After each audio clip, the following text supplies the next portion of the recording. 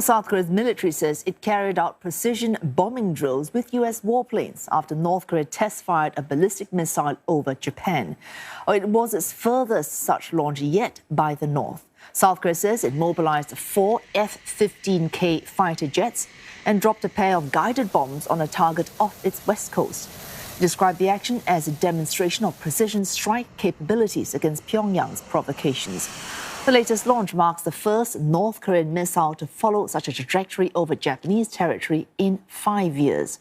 Officials say the estimated 4,600 kilometers range may have been the longest distance traveled yet for a North Korean test flight.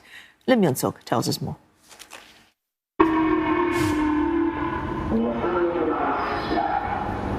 An alarm went off a few minutes after a North Korean missile flew over the Japanese archipelago. In Japan's Hokkaido and Aomori regions, train services were temporarily suspended, and the Japanese government issued a J alert to residents in those areas to evacuate.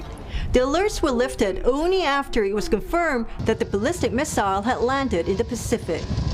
The missile launched the first in 5 years to fly over Japan triggered strong reactions from officials in Japan and South Korea. 我が国上空を通過させる形での弾道ミサイル発射は、航空機や船舶はもとより、上空を弾道ミサイルが通過したと判断される地域の住民の安全確保の観点からも極めて問題のある行為です。我が国としては北朝鮮に対して厳重に抗議し、最も強い表現で非難しました。South Korea also said the continued provocations by North Korea must not be taken lightly and found various ways to further deter North Korea.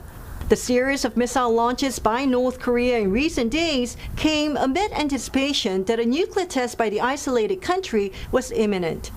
Earlier on his way to office on Tuesday morning, President Yoon Suk-yeol warned of a resolute response should that happen.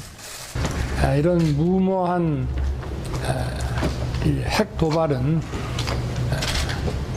우리 군을 비롯한 동맹국가 국제사회에 결연한 대응에 직면할 것입니다. Tuesday's launch is the most significant missile test since North Korea in January fired the Hwasong-12 intermediate-range missile, which is capable of reaching the U.S. territory of Guam. This is North Korea's fifth launch in 10 days in an apparent protest against several military drills between Seoul and Washington, and also trilateral exercises involving Japan. Now, experts in South Korea say the latest launch was alarming. By firing a missile over Japan and toward the Pacific, Pyongyang's intention was not to just heighten tension on the Korean peninsula, but also in the region, ahead of a possible 7th nuclear test by Pyongyang sometime between now and November, when the U.S. holds its midterm elections. Lim Yun-suk, CNA, Seoul. Pyongyang's latest missile launch comes as an unwelcome development for many in Japan. Several residents have complained of the fear and uncertainty that they felt when those sirens rang, and they are urging the government to take a harsher position against North Korea.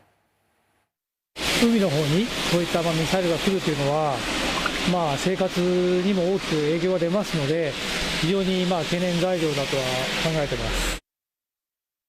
建物地下っていうのがアパートに住んでるのにないので、なんか地下に避難してって言われてもどうしたらいいかっていうのは分からなかったのは正直感想です。制裁とまではいかないんで、もうちょっと毅然とした態度を取ってほしいですね。A flurry of responses from world leaders as well, including Japanese Prime Minister Fumio Kishida, who not only described Pyongyang's actions as barbaric, but he also promised urgent steps to deal with the escalating situation. 私の方からはこの事態を受けて落下物等による被害がないかの確認、そして情報収集分析の徹底、関係国との連携、こうしたものを指示したところであります。